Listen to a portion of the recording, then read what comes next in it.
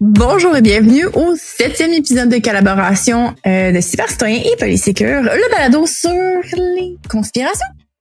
Aujourd'hui, moi-même, Catherine, Sam Harper et Nicolas Loïc, on vous a préparé un épisode bien spécial sur un sujet. On vous en avait parlé un peu lors de notre dernier épisode de collab. C'était pas des blagues, on a décidé d'aller de l'avant avec tout ça. Mais avant de rentrer un peu dans la matière, déjà je vais vous dire bonjour les gars. Allô? Ça va? Salut. Oui. Avez-vous hâte à l'émission d'aujourd'hui? Moi, je pense que oui. Parce que ça fait un mois que je baigne dans cette histoire-là, fait que j'ai comme hâte que ça sorte puis que je puisse passer à un autre sujet. Ça m'est préparé, ça m'a fait ses recherches.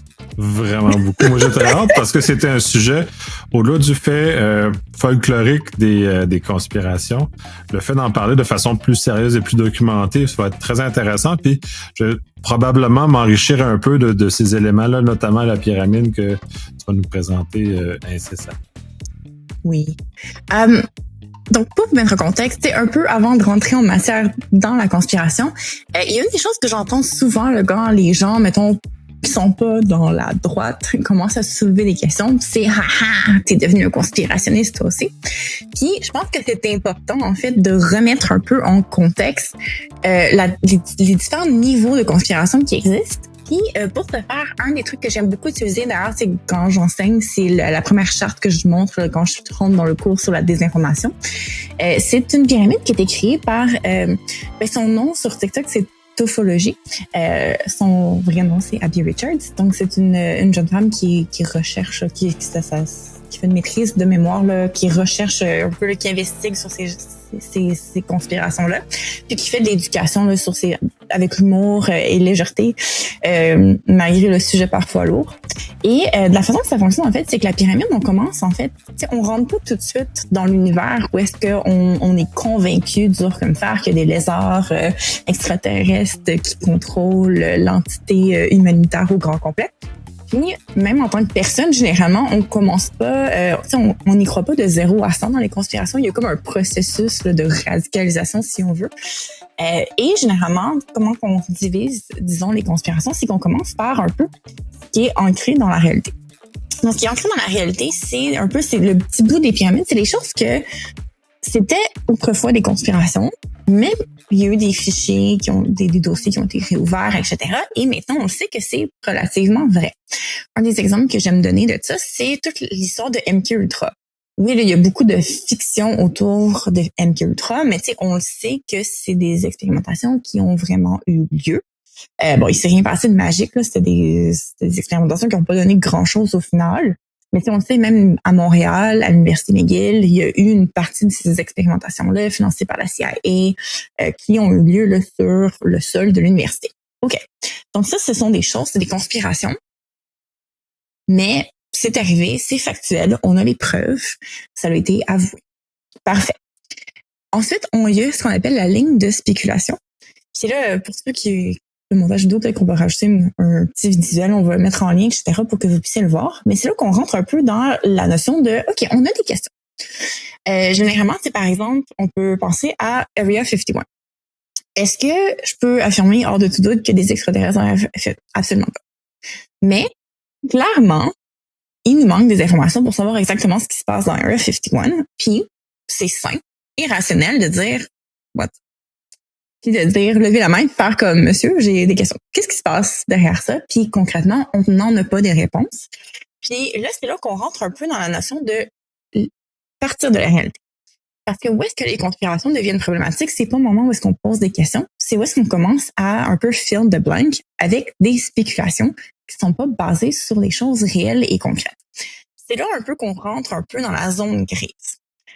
Il y a une zone là-dessus qui est un peu en mode,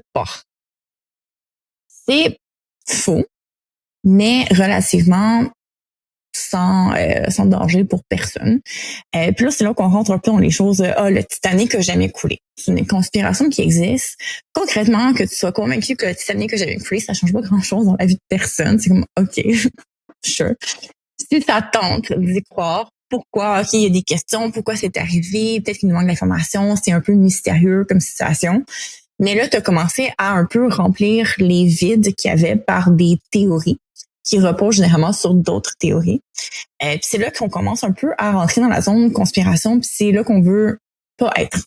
Right? Parce qu'une fois qu'on rentre dans ces choses-là, c'est qu'on a fait une acceptation cognitive qu'on pouvait inventer des choses pour répondre à nos questions. C'est là que ça commence à devenir un peu dangereux, puis qu'on commence à dire qu'on s'est mis la main un peu dans un engrenage qui peut parfois être dur d'en sortir. Il y a plein de théories dans cette zone-là qui sont drôles. Entre autres, une de mes préférées, c'est le fait qu'Avril Lavigne a été remplacée par un clone. Encore une fois, c'est basé sur rien. Est-ce que ça change quoi que ce soit dans la vie quelconque que quelqu'un croit ça? Pas vraiment. Il y a des avions qui décollent en background. Okay. Où est-ce que là, ça devient dangereux? C'est quand on commence à pas juste quitter la réalité, mais la nier en partie ou totalement. Et c'est là qu'on peut commencer à être un danger pour soi-même ou les autres.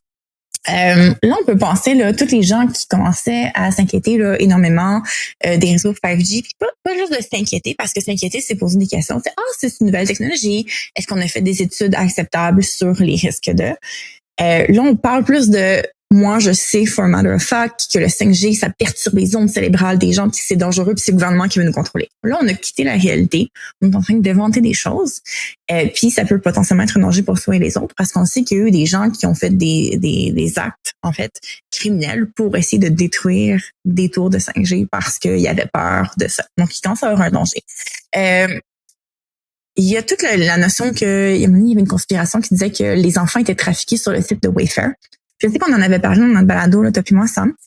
Où est-ce que justement, il y avait des items un peu bizarres qui étaient mis en vente, qui avaient des noms humains. Puis là, les gens s'étaient mis à s'imaginer qu'en fait, l'armoire, le coussin qui s'appelait Steven, c'était un enfant kidnappé qui était vendu à 15 000 $ sur un site. Puis c'était comme toute une grosse conspiration. Puis là, il y avait des dangers. On peut penser à Pizzagate, où est-ce qu'il y a carrément quelqu'un qui s'est pointé dans la pizzeria du coin avec une arme à feu pensant qu'elle allait sauver les enfants. Fait que là, on est un danger pour soi et les autres. Puis éventuellement, il y a le point antisystémique de non-retour. C'est là qu'on rentre dans comme le monde est contrôlé par des entités genre mystérieuses qui généralement sont inspirées de certains mythes qui ont été popularisés pendant une certaine époque de guerre mondiale par des mythes un peu là, qui étaient utilisés pour vilainiser l'autre. Puis dans le fait, est-ce que c'est dangereux, particulièrement cette section-là, c'est qu'on commence à vilainiser l'autre, puis on commence à déshumaniser l'autre à un point où est-ce qu'on peut justifier éventuellement la violence envers ce groupe marginalisé-là. Puis là, c'est là qu'on rentre dans le QAnon, c'est là qu'on rentre dans tous les gens qui nient le fait qu'il y a eu un holocauste. C'est là qu'on rentre dans les lézards, parce que je sais que les lézards, c'est drôle en surface, mais dans les faits, ce qu'on est en train de dire, c'est qu'il y a un groupe d'humains qui sont pas vraiment des humains. Puis si c'est pas des humains, ben on a le droit de leur faire mal parce que c'est de la défense. Right? Ça, c'est notre pyramide. Puis là, ce qu'il faut comprendre, c'est quand on parle de conspiration puis qu'on parle un peu des gens qui sont plus dangereux, on est dans les deux niveaux du haut, là, qui sont un petit peu plus là, déconnectés de la réalité, qui sont essentiellement violents, qui déshumanisent l'autre.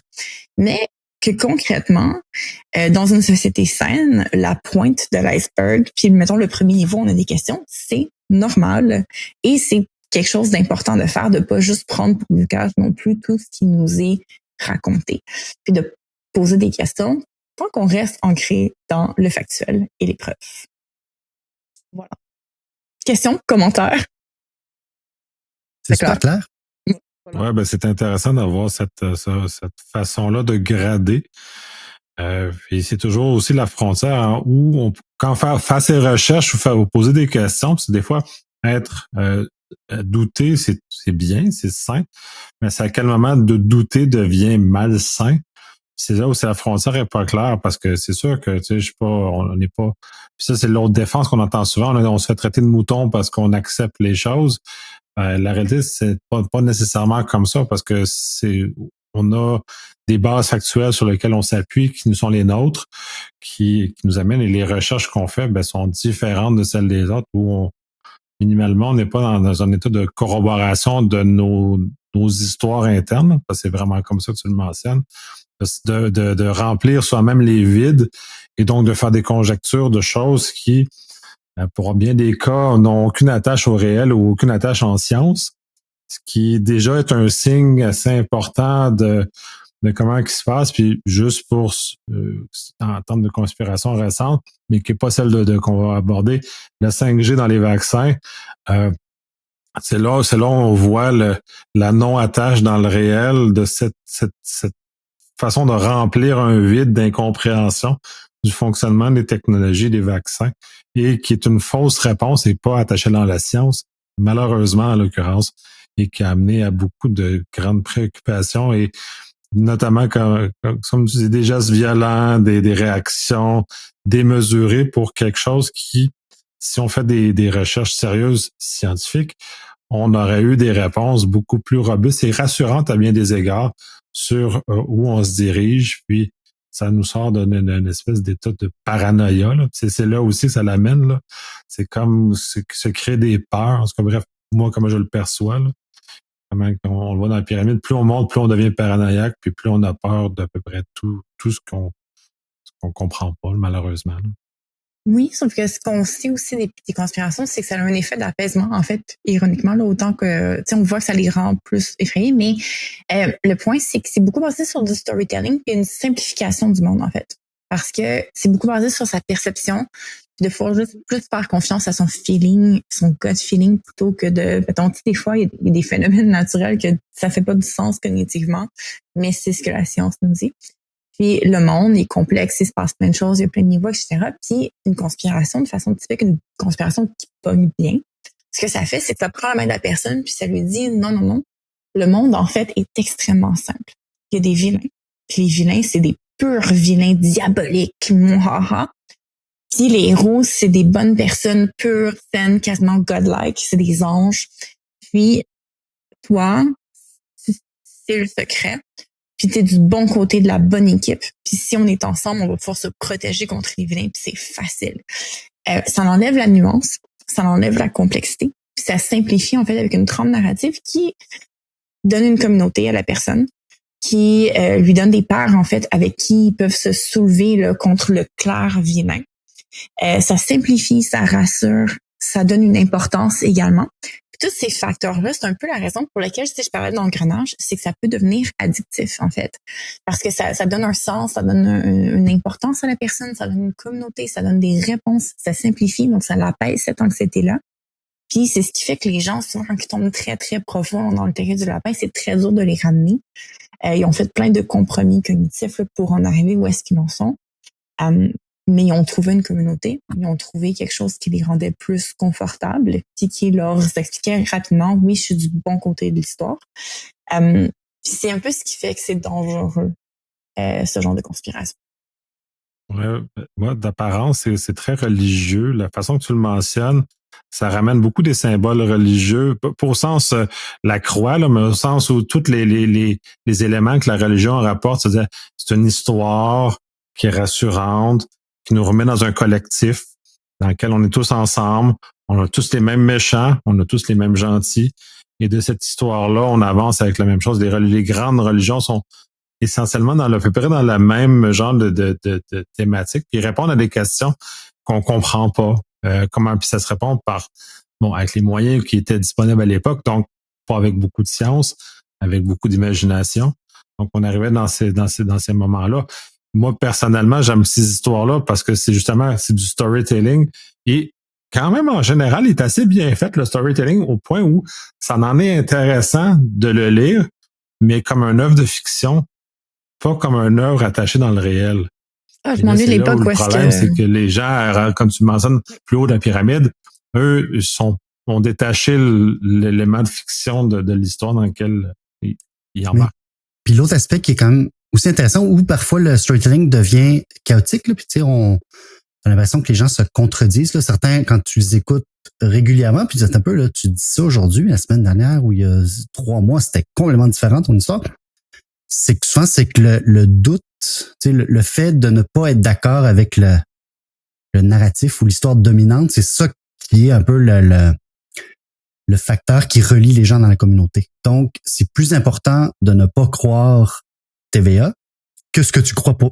Fait que ce que tu crois, c'est secondaire. C'est le fait que tu crois pas l'autre ou tu doutes de l'autre. Fait que c'est pour ça que des fois, de l'extérieur, quand on n'est pas là-dedans, on se dit, attends un peu, là, la semaine dernière, tu disais que le vaccin tuait l'âme. Aujourd'hui, tu dis que ça te transforme en démon. Mais attends un peu, c'est lequel des deux? Mais c'est pas grave. C'est pas grave si ça fait pas de sens parce que ce qui est important, c'est que tu rejettes le vaccin, que tu doutes de ça. En tout cas, fait que c'est quand même, comme tu dis, là, c'est... Oui.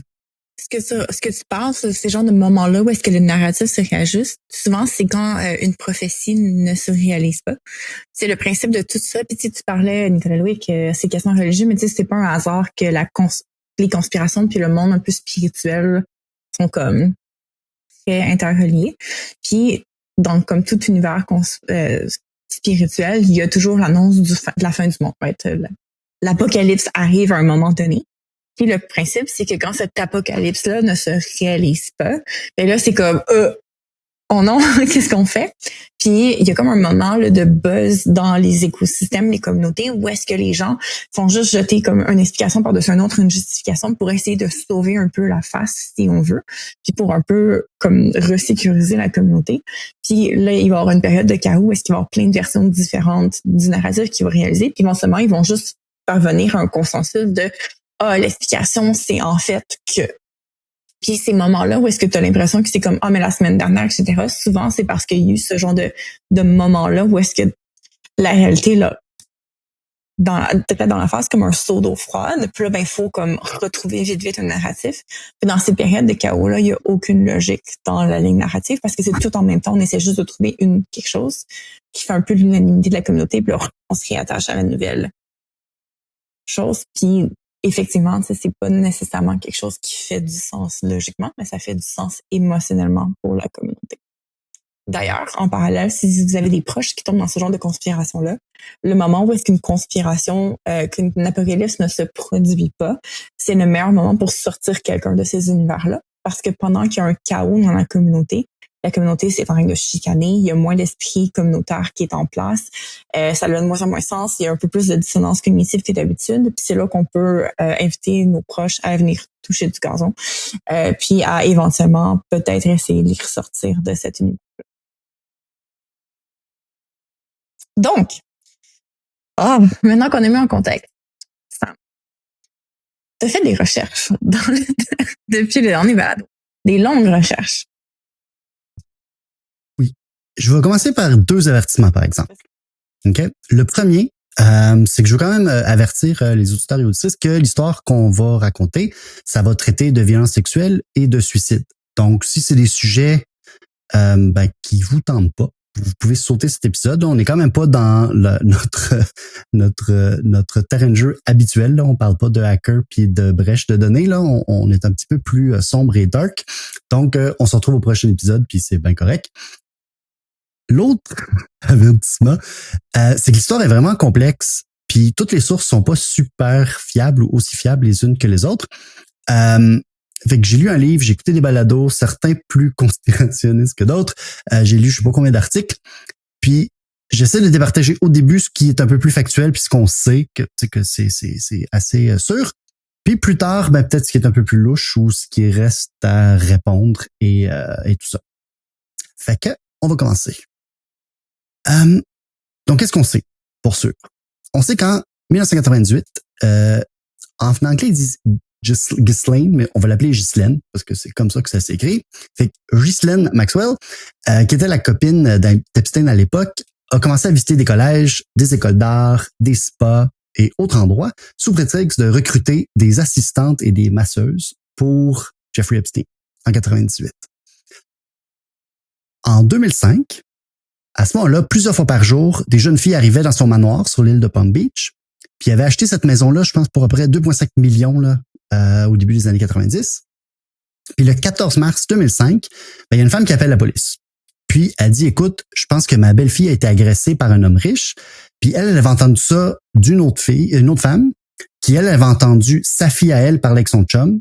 Puis comme ces deux jeunes-là parlaient de la belle-fille là, de la personne qui appelait la police. Puis elle dit que la belle-fille en question avait été payée pour coucher avec un d'autre de 45 ans. Fait qu'elle appelle la police, elle dit ma belle-fille a été payée, puis sa fille avait C'est ça. Fait que cette fille-là, c'était Jane Doe 1 dans le rapport de police, puis elle avait 14 ans à l'époque. Là, sans rentrer trop dans les détails, les jeunes qui étaient recrutés par Epstein recrutaient à leur tour d'autres jeunes filles.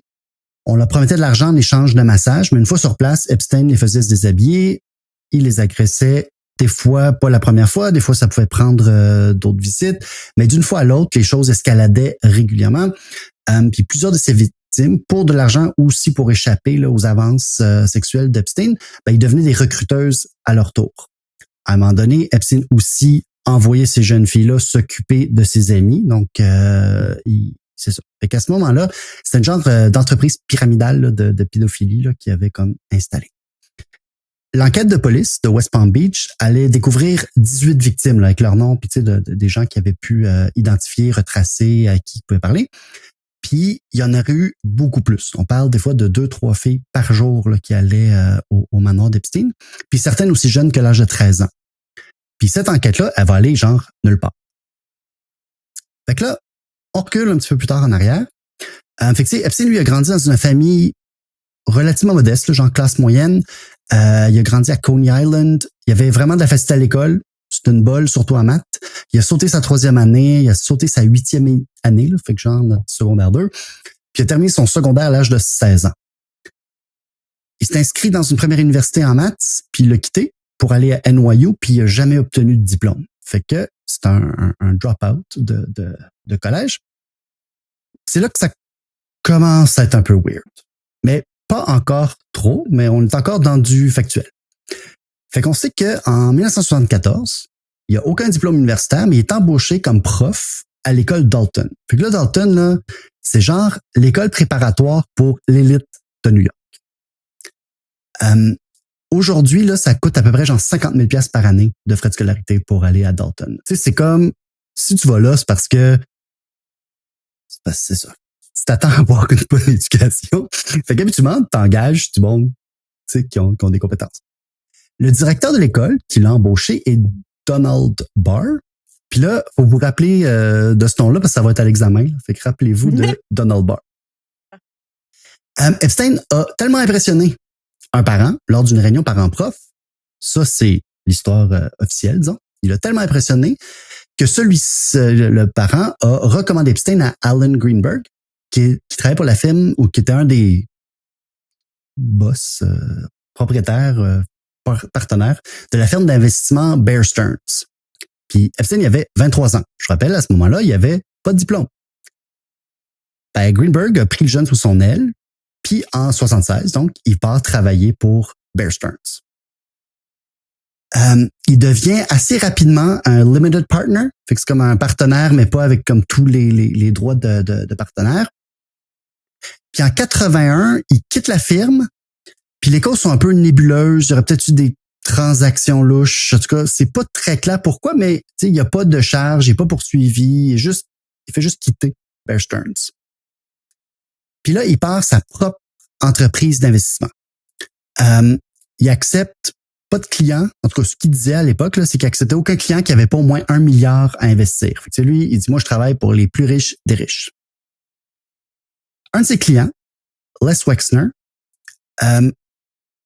c'est lui qui lui aurait acheté son manoir à New York, là, le fameux manoir là, qui a fait couler beaucoup d'encre, dans le Upper East Side. C'est comme la plus grosse résidence privée de la ville. Il y a comme un trottoir chauffé, puis tout. Tu sais, Puis, son client, il a comme vendu, donné, c'est pas super clair.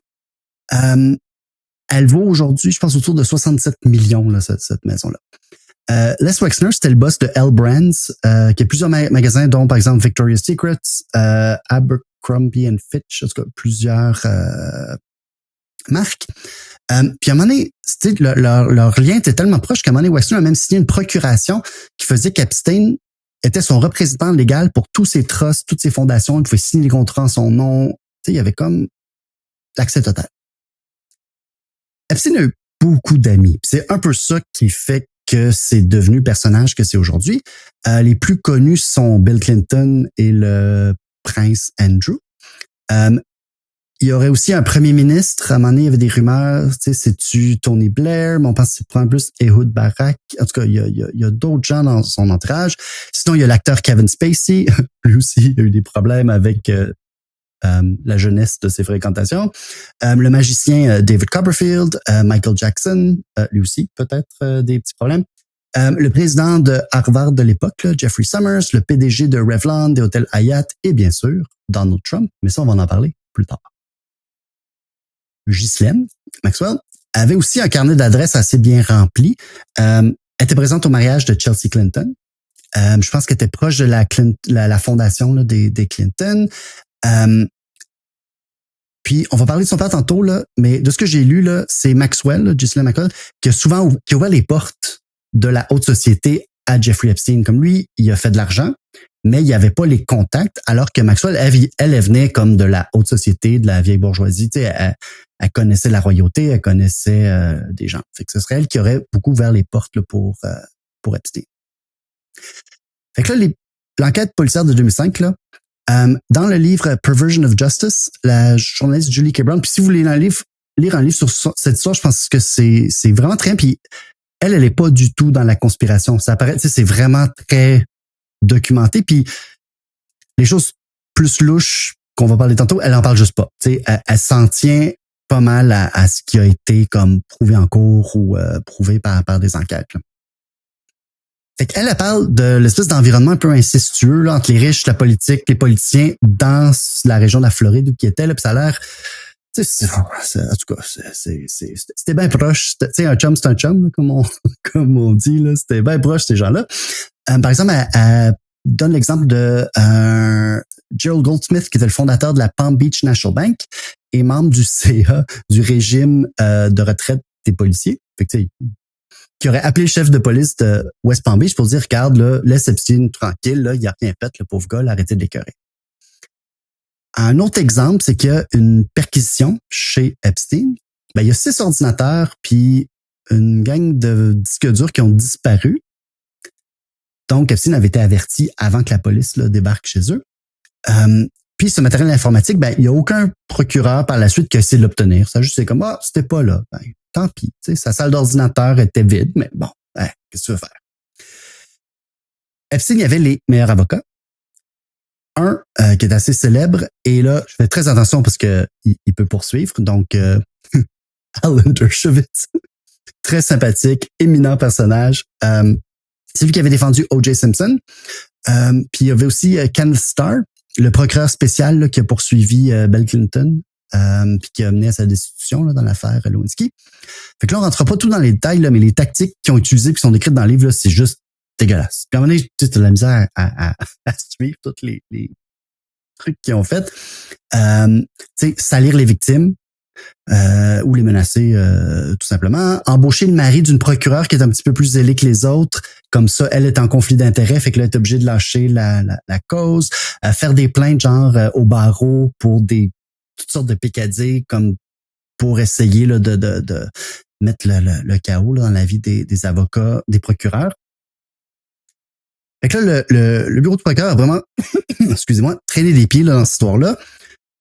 Pour eux autres, au début, c'était juste une histoire, ben, c'était déjà une prostituée, puis qu'est-ce que tu veux, là. De toute façon, ça fait pas des bons témoins, puis lui, c'était un gars respectable, puis tu sais que il y avait aussi beaucoup de, tu sais que le bureau du procureur était comme très impressionné par les avocats ultra célèbres de l'autre bord, fait qu'il était quasiment plus, tu sais, il y avait comme de la sympathie pour l'autre côté, fait que tu sais, c'était vraiment un mess, fait que c'est allé nulle part. Puis l'enquête a finalement été transférée au FBI. Fait que là, les agents du FBI ont continué à travailler là-dessus, puis eux, ils ont identifié 34 victimes. Fait qu'on est passé de 18 à 34. Sauf que là, en 2008, Epstein plaide coupable à 2 accusations, puis il a été condamné à 18 mois de détention, puis il va juste en purger 13.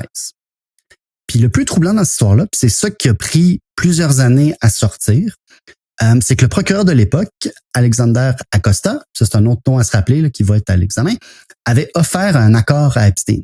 Fait qu'en échange de plaider coupable aux 2 charges, puis ces 2 charges comme mineures, là, tu sais, aux États-Unis, on ont des charges au niveau de l'État, fait que state charges, puis sinon c'est fédéral. Puis fédéral, ben, tu vas faire du temps plus long, puis souvent dans des prisons plus difficiles, là. Fait que là, lui, il avait plaidé coupable à 2 charges de sollicitation du mineur, puis il recevrait l'immunité pour toutes les charges fédérales potentielles. Il a aussi obtenu l'immunité pour 4 conspirateurs qui étaient nommés, puis pour tous les co-conspirateurs potentiels qu'on connaît pas encore. Fait que là, c'était comme un genre de regarde, voici un chèque en blanc.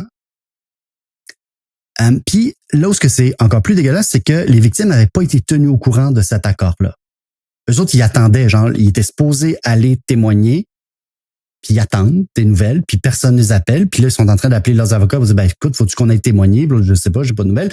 Puis finalement, on leur dit, bon, laissez faire, c'est pas grave, vous n'avez plus besoin de témoigner, pas besoin de nous autres, parce que là, l'histoire est comme terminée. Fait que là, cet accord-là, ça a mis un terme à l'enquête du FBI, puis les conditions de détention, disons que c'était moins que standard. C'est moins que ce qu'on s'attendrait ou que ce que Kidam ordinaire aurait à vivre. Il se fait transférer dans une aile différente. Puis c'est comme une aile qui n'était pas vraiment en fonction, fait que c'est lui qui paye les gardes pour ouvrir l'aile de prison. Il peut sortir 12 heures par jour, 6 jours par semaine pour aller dans son bureau travailler. Puis selon les règlements du système correctionnel, les délinquants sexuels n'ont pas accès là, à ce genre de sortie pour aller travailler, mais lui, finalement, il peut sortir quand il veut. Puis c'est ça, en tout cas, puis il y en a plein d'autres détails dans le livre, mais en tout cas, on va passer vite. Puis à sa sortie de prison, il était supposé être en confinement pendant 1 an là, pour sa probation, mais il a pu aller sur son île dans les îles Vierges. Il se promenait, puis on le laissait faire. En tout cas, finalement, ça a été un truc assez bonbon. Jusque-là, tout va bien? Avez-vous des questions? J'ai beaucoup de questions. on est beaucoup dans la zone, justement. On a des questions. Ah ouais? Pourquoi? Il se passe des choses, puis je me demande... J'ai goût de lever ma main puis de dire pourquoi. Ben, on va y venir. On va venir avec des hypothèses. Okay.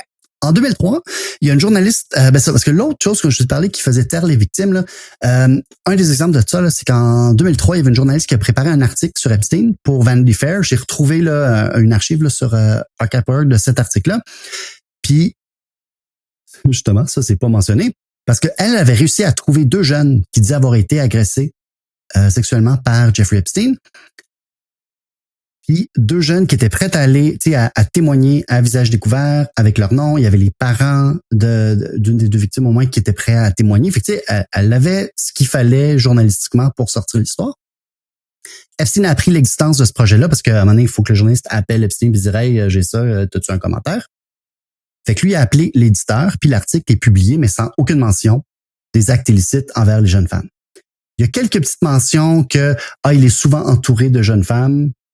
Ça revient à quelques reprises, mais quand tu sais cette histoire-là, l'article est vraiment dégueu à lire. Parce que tu vois que finalement, là, tout ça a été nettoyé. Finalement, en juillet 2019, il est arrêté de nouveau et accusé de trafic sexuel. Cette enquête, finalement, ça a été lancée après une série d'articles explosifs là, de la journaliste du Miami Herald, Julie K. Brown, là, le livre dont je vous parlais. Écoute, elle a comme pas lâché cette histoire-là pendant des années parce que justement, elle comprenait pas pourquoi qu'il y avait eu cette sentence-là, bonbon-là. Fait qu'elle a comme réussi finalement à faire... les policiers ont accepté de parler, ceux qui avaient enquêté au début, puis à sortir un peu comment le bureau du procureur de la ville avait traîné les pieds, comment après ça, le procureur au niveau fédéral aussi. Dans la maison de Manhattan, la police, elle trouve des centaines, des fois ils disent des centaines, des fois ils disent des milliers là, de photos à caractère sexuel avec des jeunes filles, puis certaines ont été confirmées comme étant des photos de mineurs. Il y avait supposément des caméras partout dans cette maison-là. Ça filmait les salles de bain, ça filmait les chambres. Puis dans un coffre-fort, la police va trouver du cash, des diamants, un faux passeport autrichien qui est expiré, mais qui a été utilisé pour visiter divers pays comme Dubaï et tout ça. Dans le coffre-fort, il y a des CD-ROM. Les jeunes, les CD-ROM, ça, c'était comme un disque. C'est comme un beigne aplati. Puis là, tu mettais ça dans ton ordinateur, puis tu fais comme jouer à des jeux ou écouter de la musique ou regarder des films là-dessus. Donc, il y avait des CD-ROM, puis il y avait des étiquettes écrites à la main, Young, non, plus non. C'est ça qui était sorti dans les médias à l'époque. Fait que genre Young, non féminin, plus le nom de quelqu'un d'autre. L'accusation qui était portée là en 2019 parle de douzaines au pluriel de filles mineures. Puis le 18 juillet, il y a le juge qui refuse de libérer Epstein sous caution. Fait que là, pauvre Jeffrey doit aller en dedans. Le 23 juillet, donc 5 jours plus tard, Epstein est retrouvé blessé et semi-conscient dans sa cellule. Il y avait des marques autour du cou. Puis son compagnon de cellule, on va revenir, lui aussi est intéressant, dit ne pas savoir ce qui s'est passé. Lui, il a rien vu aller. La cellule, je sais pas, en tout cas, il a rien vu. Le personnel à la prison suspecte une tentative de suicide, mais ils peuvent pas éliminer la possibilité que c'est soit une mise en scène, soit une agression de la part d'un autre détenu. Comme ils disent, soit tu t'es suicidé, soit c'est le doute qui était avec lui, soit il fait ça pour faire pitié, mais on le sait pas. Puis le 10 août, il est retrouvé mort dans sa cellule. Puis William Barr, qui est alors le procureur général des États-Unis, déclare que le décès est dû à un suicide. Là, il y a c'est ça. On parlait de deux sujets un peu reliés. Le premier, c'est les personnes importantes qui sont impliquées.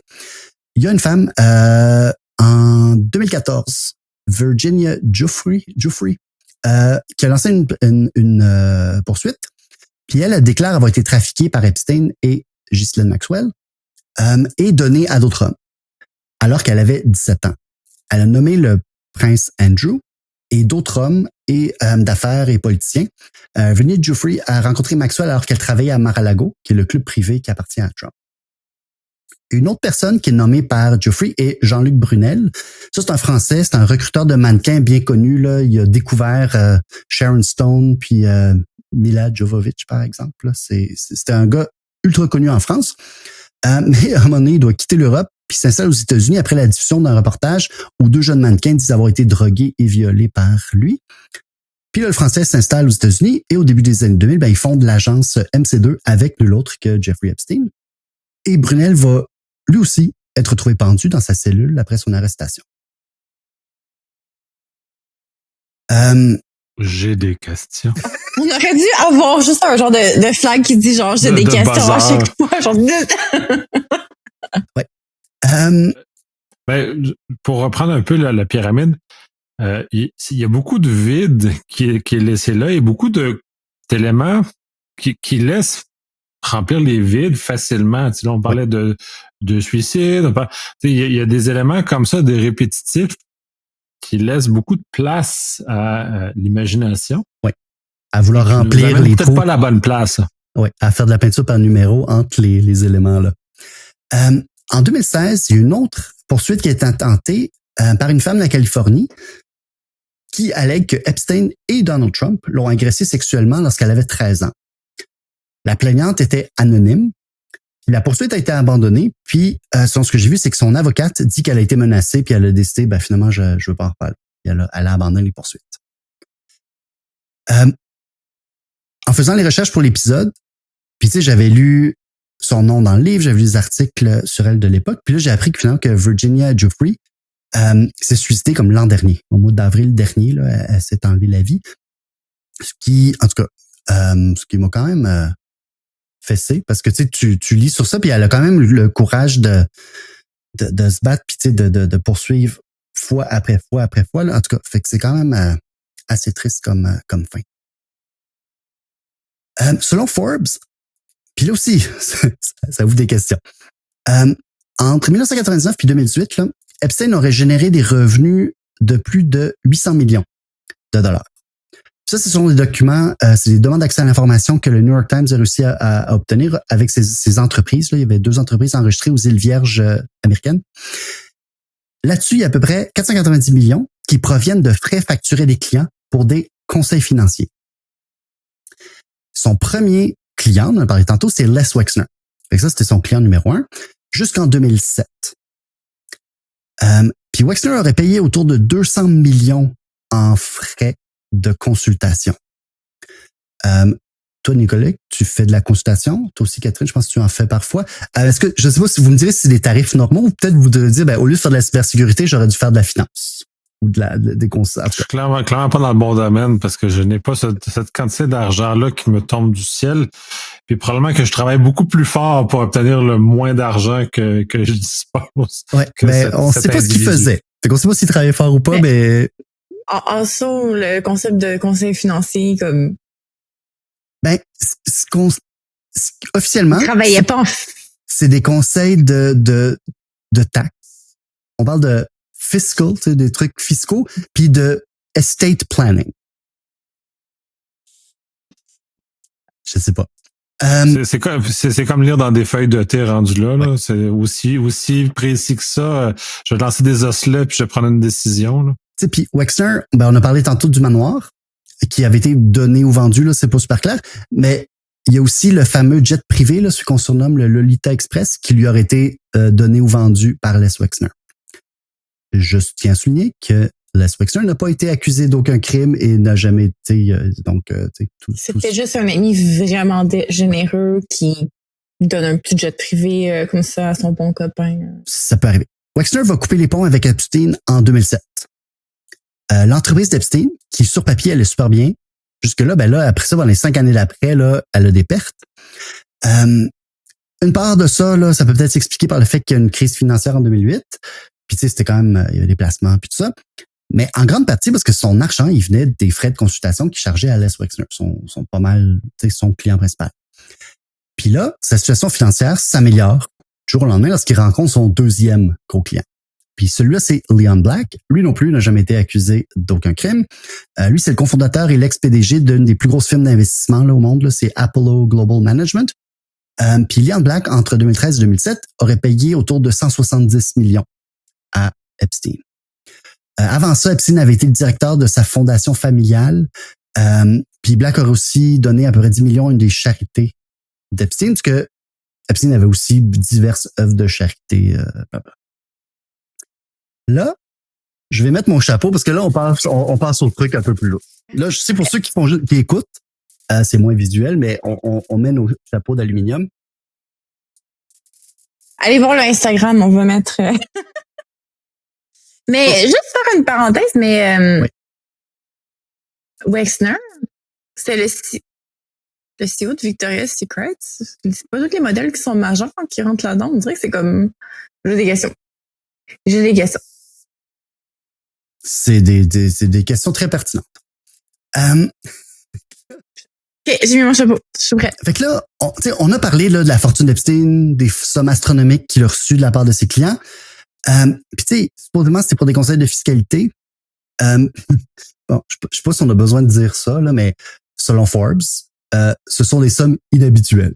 C'est rare que les gens payent ce montant-là. Puis en plus, on peut imaginer que ces milliardaires-là, il y avait vraiment une armée de comptables puis de fiscalistes qui étaient déjà payés pour faire ça. Là, mais comme j'ai dit, ces gens ne sont pas accusés d'aucun crime. Si le nom de William Barr, le procureur général là, qui a déclaré que c'est un suicide, est nommé par Trump, en passant, vous paraît familier, c'est que c'est le fils de Donald Barr, le directeur d'école qui a donné l'emploi de prof au jeune Epstein. On ne sait pas s'ils se sont connus à l'époque. Donald Barr il aurait quitté l'école la même année où Epstein a été embauché. Puis un autre détail, c'est juste une coïncidence. Ça a alimenté beaucoup de théories de conspiration aussi. C'est que ce directeur d'école-là, il a aussi écrit un livre de science-fiction le titre c'est Space Relations. C'est l'histoire de quelqu'un qui part dans l'espace, je sais pas, il arrive sur une planète, puis là, il devient comme un esclave sexuel dans l'espace. Là. En tout cas, c'est comme une histoire de trafic sexuel dans l'espace. Je l'ai pas lu, là. J'ai lu des reviews sur Goodreads, parce qu'il y a plein de monde qui cherchait ce livre-là après cette sortie-là. C'est juste... Je sais pas pourquoi j'en parle, c'est juste un détail de plus.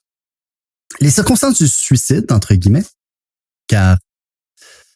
En tout cas, à l'autopsie, ils vont remarquer que Epstein a une fracture de l'os hyoïde. L'os hyoïde, c'est un os comme au niveau de la pomme d'Adam, en tout cas de la trachée.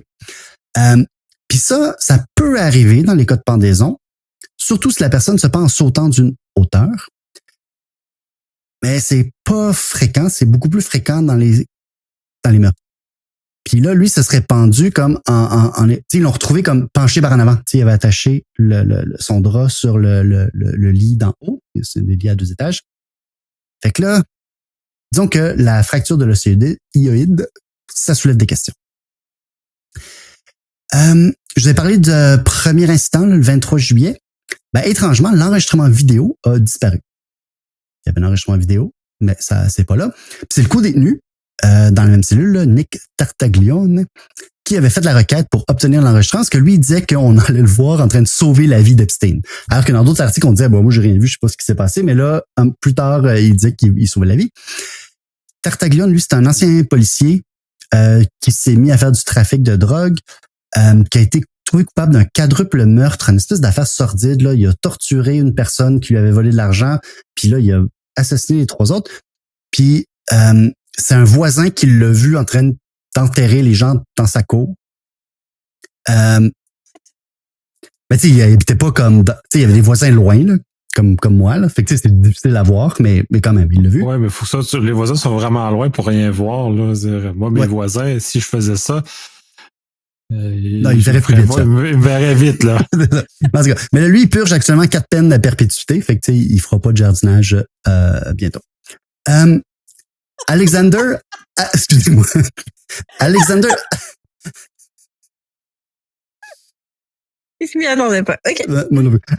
Alexander Acosta, le procureur de la Floride, là, qui va faire le deal du siècle à Epstein, lui aurait dit en entrevue plus tard que la sentence bonbon là, qui avait été offerte parce que Epstein appartenait au renseignement. He belonged to intelligence, en anglais. Ça veut dire la CIA. Et qui était above his pay grade. Genre, il est plus élevé là dans la chaîne alimentaire que toi. Plus tard, il s'est rétracté, il avait dit non, c'est pas ça, il y a pas ça, mais à l'époque, c'est ça qu'il avait dit à un journaliste. Acosta, le même, là, celui qui a offert le deal bonbon, a été nommé secrétaire du travail par Donald Trump en 2017. Puis, depuis 2025, il est sur le CA de Newsmax, une chaîne d'info. Et info, là, j'utilise ce terme-là avec beaucoup de légèreté et de fantaisie, qui est farouchement pro-Trump. C'est genre Fox News, mais plus. C'est du Fox News double plus bon. Genre, il trouve que Fox News, c'est woke un peu. Là. Genre, c'est un peu woke Fox News. Ils ont parti Newsmax. Puis après ça, tu t'en vas à One American Network, puis là, t'es vraiment loin. Fait que là, l'histoire de liens avec les services de renseignement, là, il y en a d'autres. Là. Il y a des rumeurs de liens avec le Mossad, les services de renseignement israéliens, qui continuent de circuler. Il y a une ex-section du Mossad, il paraît qu'il habite à Montréal en plus, peut-être qu'il pourrait venir sur notre balado nous en parler, a dit à des journalistes là, qu'Epstein travaillait pour l'agence israélienne, puis que comme la maison là, de Manhattan était truffée de caméras, ben cet agent du Mossad disait qu'il s'agissait d'une opération de honeypot, là, donc que il recueillait du matériel compromettant, puis là, il pouvait faire chanter des personnalités importantes. Le père de Ghislaine Maxwell, Robert Maxwell, lui, c'est un baron de la presse. Puis il a été aussi député pour les travaillistes. Il y a eu un empire de la presse et tout ça. Puis il y a des rumeurs que lui aussi aurait peut-être été un agent du Mossad, mais ça, comme je dis, on est dans du mou, là. Là, mon chapeau m'impose des questions. Oui. Je me fais contrôler par mon chapeau. Ces choses-là, parce que ces invocations-là font partie du renseignement, font partie de ces choses-là, ça laisse quand même des traces administratives. Puis, l'absence d'invocation, autant de confirmer ou d'infirmer, me soulève des questions, puis c'est là où on tombe dans une zone qui est grise. Parce que, tu sais, peut-être le Mossad, je peux comprendre que c'est peut-être un peu plus difficile pour les Nord-Américains d'avoir accès aux informations, mais la CIA, tu sais, c'est un peu moins difficile à obtenir des informations, minimalement de dire oui, il travaillait ou ne travaillait pas avec nous, sans dire exactement ce qu'il faisait ou peu importe le plan secret qu'il exécutait. Surtout qu'il est maintenant décédé, donc ils n'ont plus de temps à protéger le secret ou la vie de l'individu qui aurait peut-être détenu des choses qui auraient pu mettre sa vie en danger. Là. Peut-être. Il pourrait aussi nier fortement les accusations, considérant que ça sous-entend sinon que c'est comme du trafic humain payé par l'État. Ouais, mais c'est ça. Comme je dis, l'histoire que Epstein travaille pour l'agence, il y a un livre complet. J'ai pas lu ce livre-là. Il faudrait que je vais peut-être essayer d'en trouver une copie là. Mais ça a l'air d'être basé sur une source. Est-ce qu'il y en a d'autres? Mais tu sais, les articles ou les reviews qui parlaient de ce livre-là parlaient d'une source. Fait que malheureusement, quand tu as juste une source, c'est pas. On est dans la zone de spéculation un peu. C'est ça. C'est plus boiteux. Tu sais, je sais pas si cette source-là, elle est fiable. Ça prend de la corroboration. Faut que. Mais tu sais. Ouais, j'aimerais ça que tu fasses un croche sur ce degré-là de qualité des sources puis corroboration, parce que autant la pyramide nous indique comment aborder les choses, cette corroboration-là ou cette façon-là d'aborder les sources, parce que tu sais, les sources sur Facebook, c'est une chose, mais des sources fiables dans lesquelles, puis comment tu es qualifié, comment comme journaliste tu vas qualifier la qualité de ta source et à quel point tu dois chercher des sources secondaires pour corroborer ta source principale? Tout le temps. Je dirais que, tu sais, ça dépend c'est quoi la nouvelle, là. Si quelqu'un écrit que l'équipe de soccer Pee-wee a gagné son match, ça se peut que je me fie comme au communiqué de presse de l'équipe Pee-wee, puis je suis pas obligé d'avoir une seconde source pour corroborer. Tu sais, ça dépend un peu de l'importance. Quand on parle de choses qui sont criminelles, illégales, tu sais, de cet ordre-là, de dire qu'un tel, il y avait un réseau de pédophilie organisé par le Mossad, ben là, ça te prend habituellement minimum 2 sources. Puis souvent, même, il y a certaines, disons, des critères selon la gravité des accusations. Tu vas dire, ben, je veux aussi avoir des documents. Tu sais, j'ai besoin de trucs écrits ou de choses que, par exemple, quelqu'un aurait fuité ou il y aurait comme d'autres preuves de plus. C'est dépendant un peu de la sévérité de l'accusation, ça va te prendre des preuves de plus en plus solides. Mais tu peux pas y aller avec juste une personne te dit. Si une deuxième personne te le dit, ben t'es déjà plus solide. Mais souvent, on va avoir des articles qui vont dire, on a parlé avec 12 sources.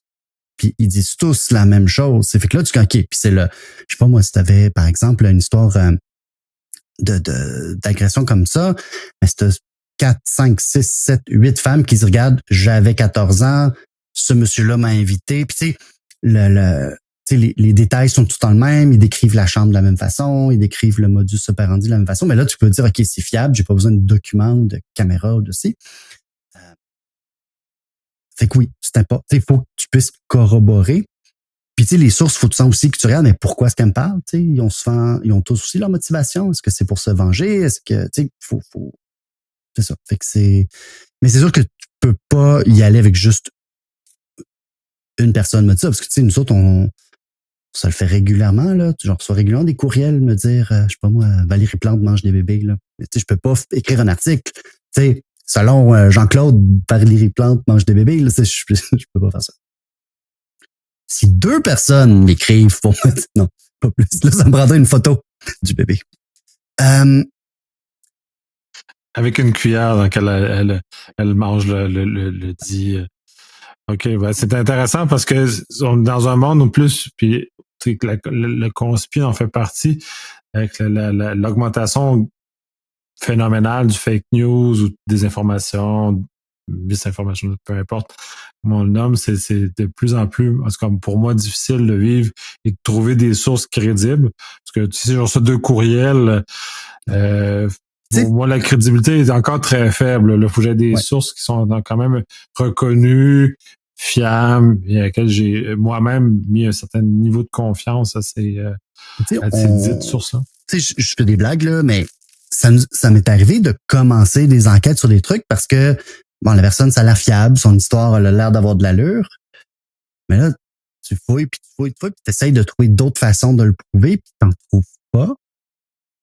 À un moment donné, tu te dis, ben, à moins que j'ai d'autres preuves, ton histoire, je peux pas aller plus loin avec ça, ou, est-ce qu'il tu sais, je peux pas dire que tu mens.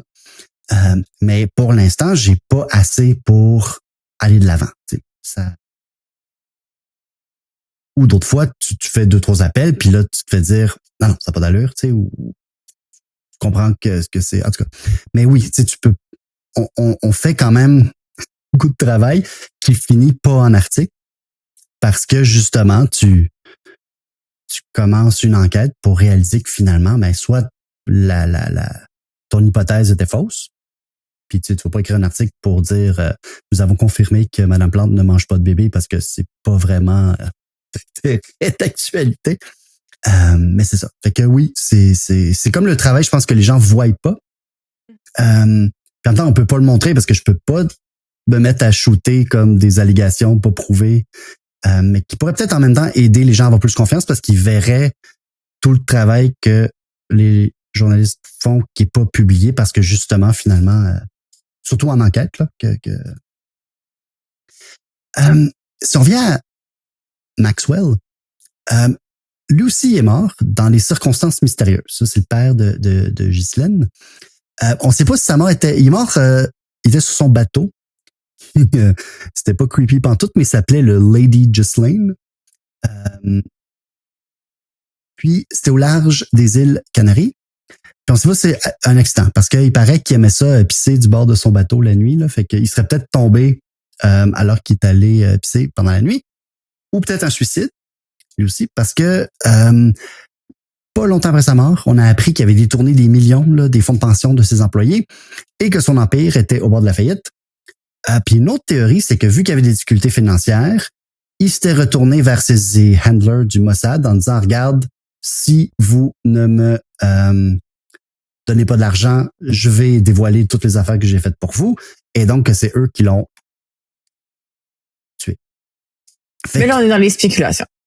J'ai vu une affaire, le seul lien plus avec le Mossad, puis encore une fois, là, c'est vraiment weird cette histoire-là. Il y a eu une espèce de scandale sur un logiciel, c'est Promise, si je me rappelle. C'est un genre de logiciel qui sert à gérer des cas en cours, si je me rappelle bien. Puis supposément, il y avait des copies de ça qui avaient été vendues à différents pays, mais avec des backdoors pour que les services secrets puissent comme avoir accès au dossier.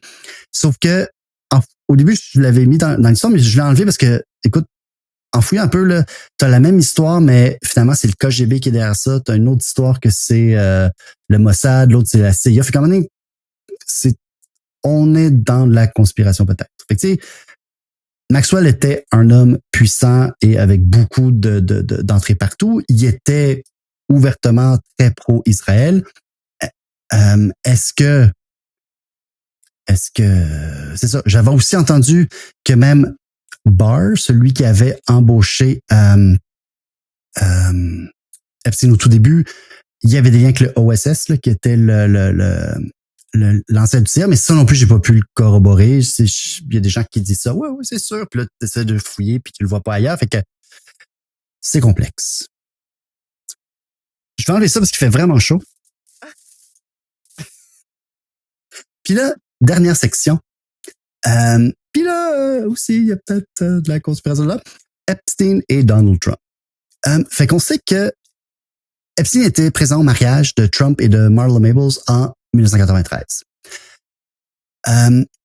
Selon un article de CBC, en 93 puis 97, là, Trump a voyagé au moins 7 fois sur le jet appartenant à Epstein, mais il serait jamais allé sur l'île. En 2002, dans un article du New York Magazine, Trump avait dit d'Epstein qu'il le connaît depuis une quinzaine d'années et qu'il est un terrific guy, un gars fantastique. He's a lot of fun to be with. Il est très amusant. Puis il dit he likes beautiful women as much as I do, and many of them are on the younger side. Il aime les femmes autant que moi, et la plupart sont plutôt jeunes, pas traduire peut-être. En 2003, Trump aurait envoyé une lettre pour son 50e anniversaire. La lettre aurait contenu un dessin suggestif, entre guillemets, et aurait fait référence à un secret que les deux hommes partagent. C'est vraiment creepy. C'est genre, est-ce que tu connais le secret ou qu'est-ce que du bonheur quand tu as déjà tout, puis oui, je le sais, mais je te le dirai pas. Ah, toi, je sais ça. Ah, mais nous, on partage ce secret-là, on sait c'est quoi. Ha, ha, ha, wink, wink, wink. Je sais pas si vous avez vu, là, mon utilisation du conditionnel bien appuyé. C'est que le Wall Street Journal qui a publié cette nouvelle-là, Trump a intenté une poursuite contre ce média-là pour 10 milliards pour dommages. 10 milliards en dommages pour avoir publié cet article-là. On se ramasse un peu dans des éléments de Austin Power, là. C'est un peu le volet extraordinaire. Puis c'est un peu aussi les citations de Trump, c'est un problème, puis on le voit beaucoup à l'heure actuelle. Il amplifie énormément tout. Tout est toujours plus grand, même si la veille, tout était plus petit. Fait que sa qualité de témoin est pas nécessairement la meilleure en termes de stabilité de ses propos. Ouais. Et la dite citation qu'on n'a pas vue encore. Puis j'ose espérer que le journal a une copie dans un coffre-fort bien fermé. Parce que c'est pas le genre de divulgation que tu fais si elle n'est pas appuyée, en tout cas d'un journal sérieux comme ce journal-là. Là. Surtout avec les risques qu'il savait. Je veux dire, il savait qu'il allait être poursuivi. Là. Je veux dire, il y a eu d'autres médias plus récemment qui ont publié des allégations de connaissances entre la femme actuelle de Trump et Epstein. Mais tu sais, c'est basé sur un des biographes, là, Wolf, qui a des fois tendance à être tout le temps un narrateur très fiable. Donc, eux se sont rétractés parce que là, ils ont été menacés de poursuite, puis tout de suite, ils se sont rétractés, probablement parce que ils se basaient sur un témoignage, puis c'est pas assez pour te défendre, là. C'est pas comme voir la page du livre avec le dit dessin et les choses versus ouais, machin, j'ai entendu dire que. Puis le dit biographe, parce qu'il a fait une sortie il y a pas si longtemps, il dit j'ai pas tout dit sur Trump, je vais tout ressortir plus tard parce que ça a l'air d'être croustillant. C'est-tu en tout cas, ton flair de journaliste, c'est-tu un coup de pub parce que ça a de l'argent ou il y a vraiment du contenu potentiel qui pourrait devenir, qui est suffisamment crédible? Je le sais pas. Puis, tu sais, des choses que j'ai lues, il est pas tant... Tu sais, disons que les gens se méfient un peu. C'est plus, je pense, c'est ça. C'est quelqu'un qui a tendance des fois à promettre plus qu'il est capable de livrer, là. Fait qu'on verra. Tu sais, ça dépend de ce qu'il est capable de prouver, là. Mais c'est sûr qu'en ce moment, il y a probablement le gros motif. Tu sais, c'est payant, là, de sortir un livre choc, machin, là. Mais, tu sais, justement, sur le sujet Trump, là, je sais pas si je te vole un peu ton punch. Puis tu retourneras sur ton timeline. Mais c'est un peu, là, je pense que tu j'avais entre les conspirations, puis justement, ce truc-là, c'est ce qui se passe en ce moment, c'est qu'on sait que Trump a beaucoup fait de campagne auprès des conspirationnistes en disant qu'il allait release cette fameuse liste de clients-là. Ouais. On sait qu'il y a eu le meltdown avec Elon Musk, leur petite bataille sur Twitter, où est-ce que Elon Musk a clamé justement que Trump était activement sur ces listes-là. Puis là, il y a comme tout un revirement où est-ce que tout d'un coup, Trump revient sur le fait que non, il a jamais vraiment été ami avec lui, que c'est pas vrai ces choses-là, qu'il l'a kické de Margalou parce qu'il trouvait creepy. Puis il y a comme tout un peu ce revirement-là où est-ce que puis il n'y a pas de liste, puis en fait les listes, c'est une conspiration démocrate tout d'un coup. Fait qu'il y a comme un changement à ce niveau-là qui, définitivement, sur lequel j'ai des questions. Ben, c'est louche, là, parce qu'on sait, qu'Epstein et Trump, ils sont chicanés dans les années 2000, puis le motif est pas super clair, là. Des fois, c'est parce que Epstein aurait volé des employés à Mar-a-Lago, des fois, c'est parce que il aurait cruisé la fille d'un des clients. Il y a l'autre théorie, c'est que les deux bidaient sur le même manoir. Fait qu'ils sont chicanés parce que finalement, c'est Epstein qui a acheté la propriété puis que Trump l'a pas eu. Fait qu'on sait juste que quelque part dans les années 2000, là, ils ont coupé les ponts. Puis comme tu dis, là, pendant les années Biden, c'était un cri de ralliement de la droite MAGA de dire on veut savoir surtout parce que il y avait quand même beaucoup de liens avec Bill Clinton. On s'attendait à ce que ça éclabousse les Clinton. C'était un peu ça, je pense, la raison là, pourquoi ces gens-là criaient pour avoir ça. Puis beaucoup de ces gens-là qui étaient ultra vocales, qui étaient ultra genre hey, faut publier ça, ben ils sont tous rendus dans l'administration là. Ils ont tous le pouvoir de faire ce qu'ils disaient qu'ils voulaient faire. Dan Bongino, c'est un podcasteur, comme quoi être podcasteur, ça peut mener à de grandes choses. Il est maintenant le directeur du FBI. C'est quand même hot. On peut aspirer. Non, il est le directeur adjoint du FBI. Je viens de rajouter un truc à mon plan de carrière, là. Tu vois, maman, j'ai pas gâché ma vie. Kash Patel, qui est l'actuel directeur du FBI, est aussi très sympathique au mouvement QAnon. Lui, il allait sur plein de balados QAnon avant de devenir chef du FBI. J.D. Vance, le vice-président, avait aussi parlé de ça. D'autres fans de QAnon comme Marjorie Taylor Greene, qui est une représentante élue. General Mike Flynn, lui aussi, il est intéressant. Ancien militaire et conseiller à la sécurité nationale en Trump 1.0. Puis il y en a plein d'autres, là. Puis là, 2025, Trump arrive au pouvoir.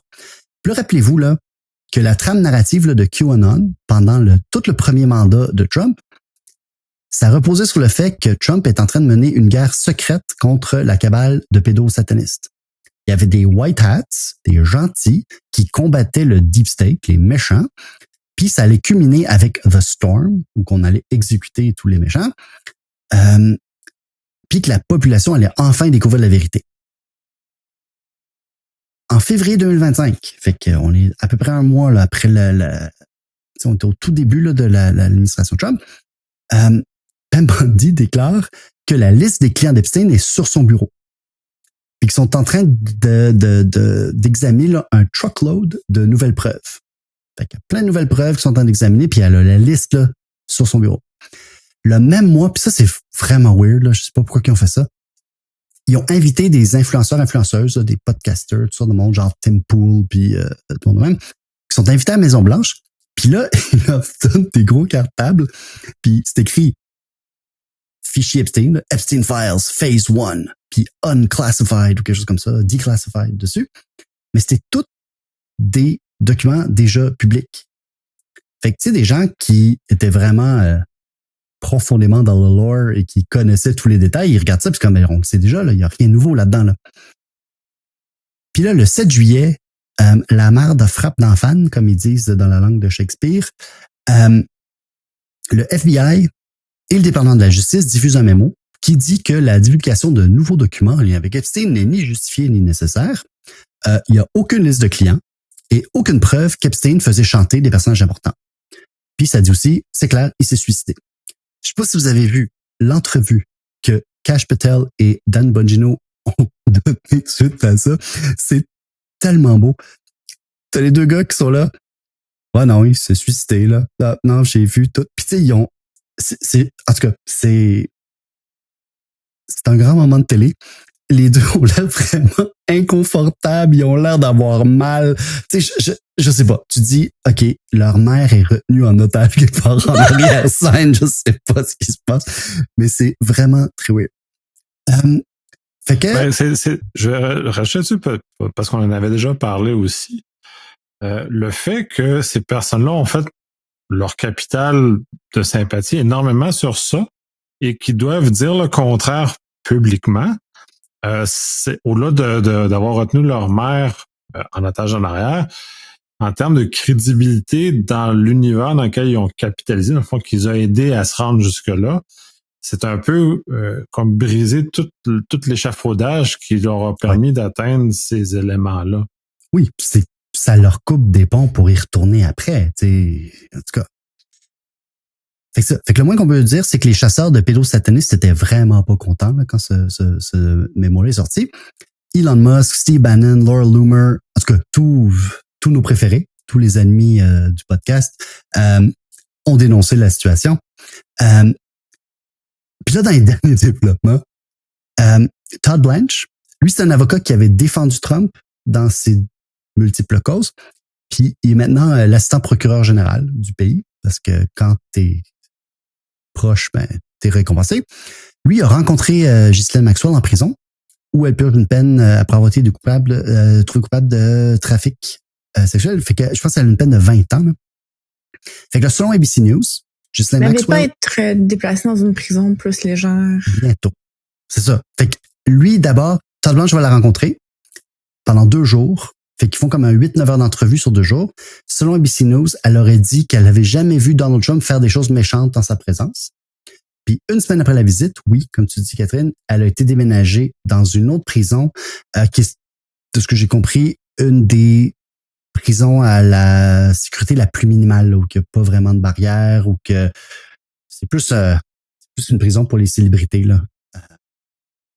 Et donc beaucoup plus confortable. Les démocrates ont mis beaucoup de pression après ça, ils proposaient des amendements dans tous les comités possibles, genre tu sais, un comité de l'éducation, puis ils mettaient des amendements, libérer les Epstein Files.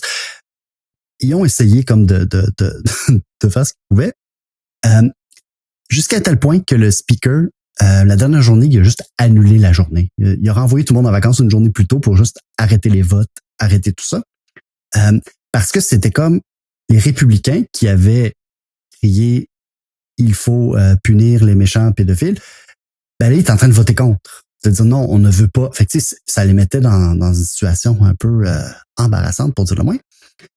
Puis le plus fou, tant qu'à moi, c'est que Trump a vraiment semblé avoir perdu un peu son sang-froid là, dans cette histoire-là, là, parce que là, il pose des messages qui traitent ces gens-là de ses ex-partisans, il les traite de minables, il dit que c'est comme un hoax, que tout ça a été inventé par les démocrates. Ce qui marche pas. Tu pouvais faire ça avec le Russiagate, l'histoire d'ingérence russe, puis tu le répètes assez souvent, puis à un moment donné, tout le monde le croit. Mais là, c'est ta base, là. Puis ils veulent du steak, puis là, tu leur dis qu'il n'y en a pas de steak, qu'il n'y a jamais eu de steak, puis qu'il n'y a rien. Donc, c'est là où qu'on est. Comme je dis, il y a beaucoup de flou. Puis je pense que c'est ça. Fait que, tu sais, il y a des théories conspirationnistes qui vont très loin, tu sais, comme soit que c'est comme une opération des renseignements secrets qui filmait les gens pour les faire chanter, puis qui ont tué Epstein pour pas que ça sorte, puis qu'on le sache pas. J'ai entendu des gens dire que ben non, les riches ont des rituels d'initiation machin, puis que Epstein était celui qui procurait ce qu'il fallait pour leur rituel machin, puis là il était tué pour protéger les gens puissants. Parce que justement, mais tu sais, je pense que la solution la plus simple. On n'a pas besoin de des pervers. Oui, solution la plus simple en ce moment, c'est que Trump est clairement nommé partout dans les fichiers qu'ils ont, puis qu'ils veulent pas que ça sorte. Tu sais, je veux dire. Puis, mais tu sais, le truc de genre, c'est des rituels. Ça n'a pas besoin d'être des rituels. Ça peut juste être des gros pervers dégueux qui se pensent au-dessus de la loi parce qu'ils ont de l'argent. C'est pas besoin d'être ritualisé puis satanique. Non. C'est juste. C'est bad enough sans rajouter Satan dans le lot. T'as pas besoin de rajouter. C'est ça. Puis tu sais, en 2019, la situation était vraiment très différente. Il y avait tellement de pression publique que, tu sais, moi, la thèse du suicide, comme je dis, je le sais pas. Puis c'est très possible parce que la première fois, il savait qu'il allait sortir puis qu'il y aurait rien. En 2019, il savait qu'il était là pour des années, là. Il aurait fait 20-30 ans de prison. Fait que tu sais, c'est pas impossible là, que tu tombes de haut comme ça puis que tu décides, bon, je vais en finir, là. La nature de ces crimes sont quand même assez graves, là. Fait que tu sais, il aurait passé un 20 ans en prison assez désagréable, suffisamment désagréable pour penser qu'il vaut mieux en finir là que passer à travers les 20 prochaines années. C'est plausible, mais il y a des éléments qui sont pas clairs. Là. Il a peut-être été encouragé aussi en échange de protéger des gens vivants qui sont encore un peu à l'abri. C'est comme il y a plein de scénarios où est-ce que c'est. C'est ça, parce que les autres questions, puis on l'a pas abordé, mais tu sais, il était sur l'espèce de Suicide Watch qu'on appelle, tu sais, où il y a comme une espèce de protocole où tu es plus sous observation, mais ça avait été enlevé, alors que supposément que quelques jours avant, il avait peut-être attenté à sa vie. Les gardes, eux, ont été renvoyés parce que sinon, ils n'avaient pas fait la tournée au moment qu'ils devaient la faire. Il y avait d'autres caméras qui fonctionnaient pas. Il y a comme... Mais comme on dit des fois, il faut pas attribuer à la malice ce qui peut être expliqué par l'incompétence. Le système carcéral américain est un système surpeuplé. Donc, c'est ça. Je veux dire, en tout cas, c'est ça. Comme je dis, il y a beaucoup de questions. J'ai pas beaucoup de réponses, mais c'est quand même une histoire fascinante dans le sens qu'on... C'est un beau narratif. C'est où ça, de travers ça.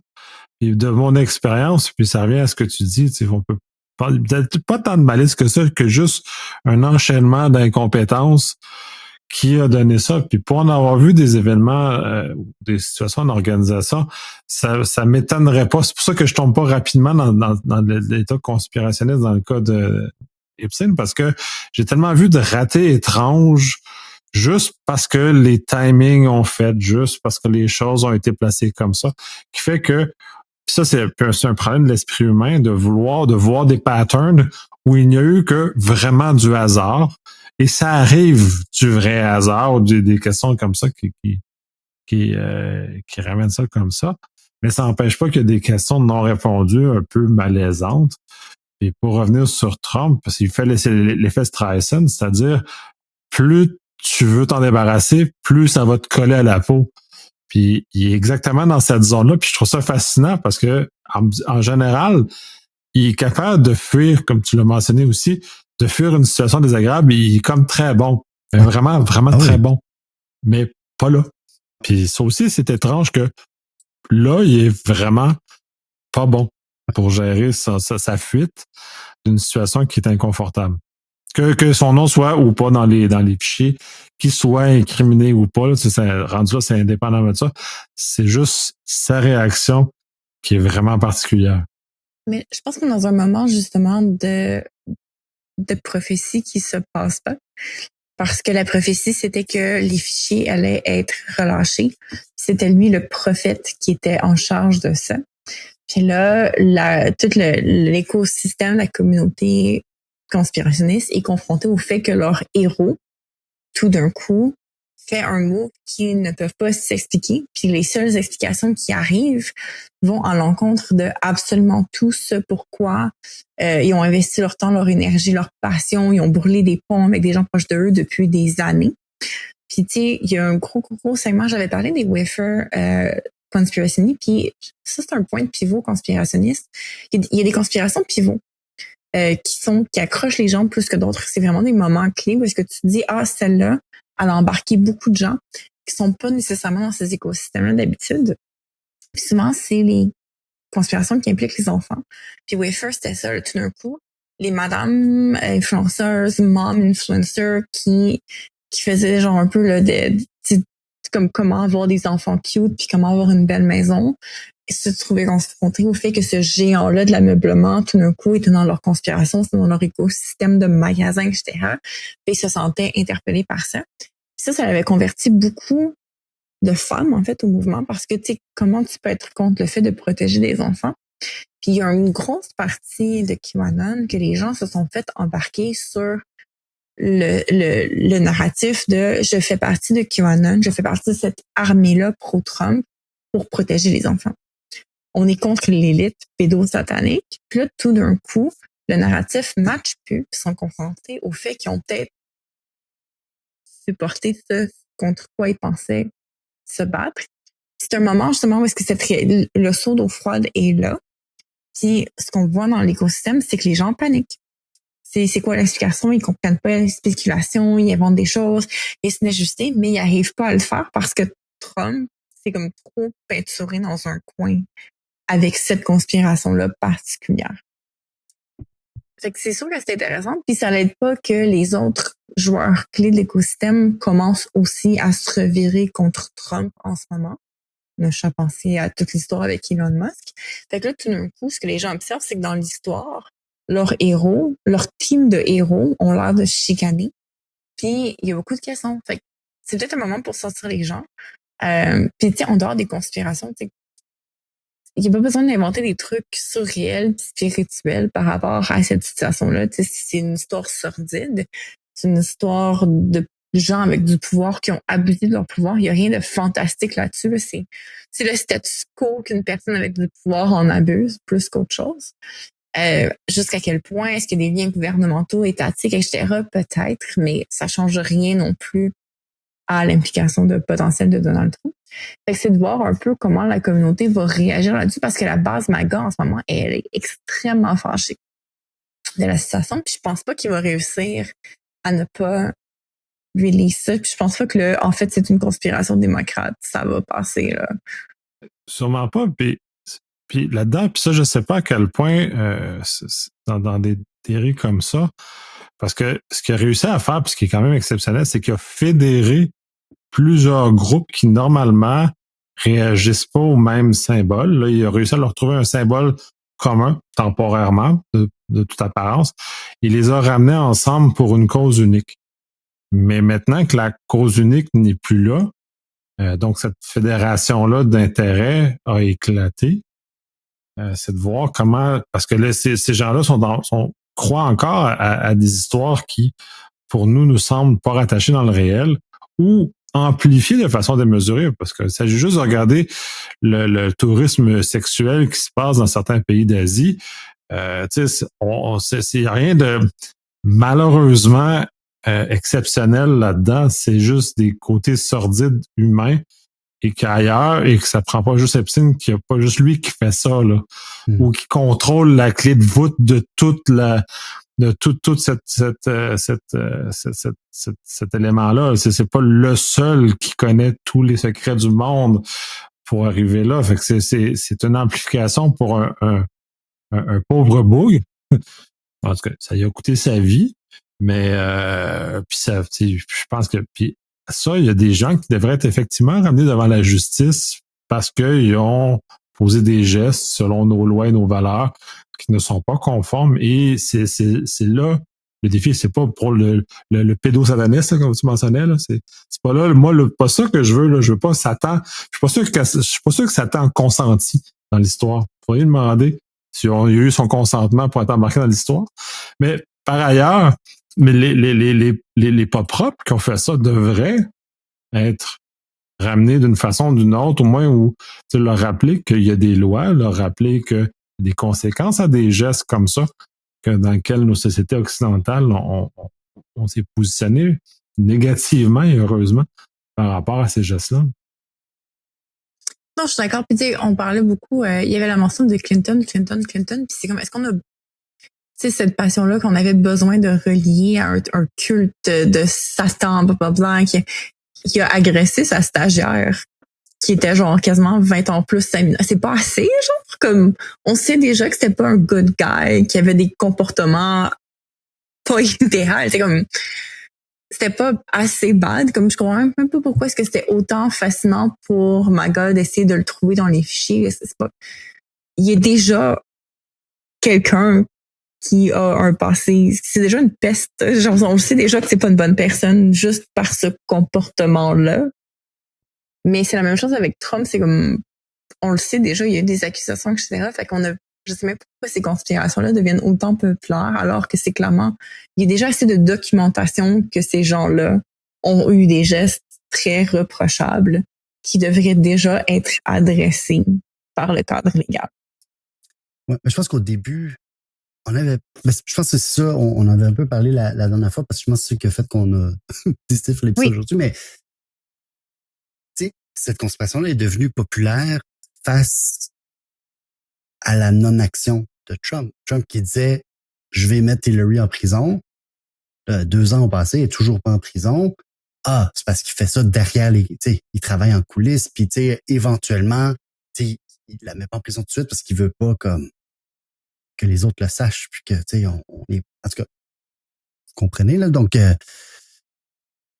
sauf que là, tu reviens au pouvoir, puis tu continues à rien faire. À un moment donné, c'est fité. Comme tu dis, là, on est dans un moment où les gens se commentent un peu, là, il se passe rien en coulisses, là. Alors qu'il aurait pu juste dire, inquiétez-vous pas, on travaille en coulisses, ces gens-là vont payer bientôt. Puis probablement que ça aurait été correct. Tu sais, les gens auraient fini par passer à autre chose, là, mais de dire, il n'y a rien, circuler, il n'y a rien à voir, je pense que c'était la pire chose à faire. C'est ça qui est fascinant, que d'habitude, tu sais, juste c'est pas la première fois qu'il se retrouve dans l'embarras, puis d'habitude, tout lui coule, puis il n'y a rien qui colle. Là, sa base le suit, mais ça, Ben, quand il avait mentionné qu'il pourrait tuer quelqu'un en plein jour sur la Fifth Avenue puis que ça passerait comme dans du beurre, finalement, apparemment qu'il y avait peut-être une limite à ce statement-là. Ouais, ça touchait clairement une corde sensible. Mais on est en même temps, puis si on le prend sous l'angle d'une secte ou d'une religion, là, tu as le grand prêtre qui fait ça, puis que ça brise l'état des fidèles dans ce cas-ci, puis il ne fait rien pour les rassurer là, ou pour calmer les choses. Puis on est comme dans un état de inédit, disons, pour ce genre de situation-là, parce que d'habitude, les grands prêtres essaient de rester en position de grand prêtre et rassurer les fidèles. Là, il n'est pas là du tout. Là. Fait que lui-même crée un problème à son propre scénario de conspiration. Là. C'est comme son pire ennemi présentement. Là. Il n'a même pas besoin des autres amplificateurs qui travaillent contre lui à l'heure actuelle, là, mais pour ça, lui-même se nuit démesurément. Ce qui peut être intéressant de voir, ça va être l'état de la communauté conspirationniste dans les prochaines semaines, parce qu'on est encore une fois clairement dans un moment de prophétie qui ne s'est pas réalisé. Et contrairement à d'habitude, j'ai l'impression qu'il ne va pas avoir un narratif commun. Ce qu'on semble voir, c'est une fragmentation en fait de l'écosystème. Puis ça va être intéressant peut-être d'un point de vue politique parce que ça risque d'affaiblir le mouvement d'une certaine façon, parce que ce qui faisait la force politique de tout ce qui est MAGA, puis QAnon, etc., c'était le fait qu'ils étaient relativement unifiés dans leurs idées complètement farfelues et leur interprétation de la réalité. Mais là, si tout d'un coup, ces réalités-là se fractionnent, qu'est-ce qui arrive, en fait, de ce mouvement-là? Est-ce que c'est la fin de QAnon? Est-ce que c'est la fin de MAGA? Est-ce qu'il va y avoir des impacts? Est-ce qu'il va y avoir un soulèvement? Est-ce qu'il va y avoir un réveil global des partisans? Moi, je suis quand même curieuse de ça. Ça me t'a l'air d'en douter, mais moi, je suis beaucoup sur les communautés, le subreddit un peu là, de Leopard Ate My Face, puis un peu les gens qui prennent notice de ces gens-là qui étaient très impliqués, très vocaux, qui se réveillent, ou du moins qui goûtent aux conséquences de leur propre choix. Puis ce que j'observe, c'est que le débit de ces incidents-là semble s'accélérer. Même au niveau des gens qui font partie là, qui ont des postes nommés dans ce gouvernement-là, des gens qui disent wow, attends, comme là, je suis plus d'accord. Puis ça risque de créer des factions. L'autre possibilité, c'est que le Trump qu'on voit, là, qui fait tout ça, là, c'est un clone. Oh! C'était ça, c'est pas un lézard. Non. Il a été remplacé par un clone comme Avril Lavigne. C'est une théorie qui circulait dans certains milieux QAnon. Tu parles de lézard, mais dans le même podcast, il racontait que il y a 3% des Américains qui sont d'accord avec le statement genre il n'y a pas d'autres. Gens qui sont comme OK avec le fait qu'il n'y ait pas d'autres révélations, qui disent oui, OK, on croit qu'il n'y a pas d'autres informations importantes dans les Epstein Files, c'est 3%. Alors que des gens qui croient qu'on est gouverné par des lézards, c'est genre 4%. Fait qu'il y a plus de personnes qui sont contents que la situation. Fait qu'il y a moins de gens qui sont en accord avec le fait de ne pas dévoiler les Epstein Files que de gens qui pensent qu'on est gouverné par des lézards. Là. Fait que je faut dire que c'est vraiment pas populaire comme décision. Là,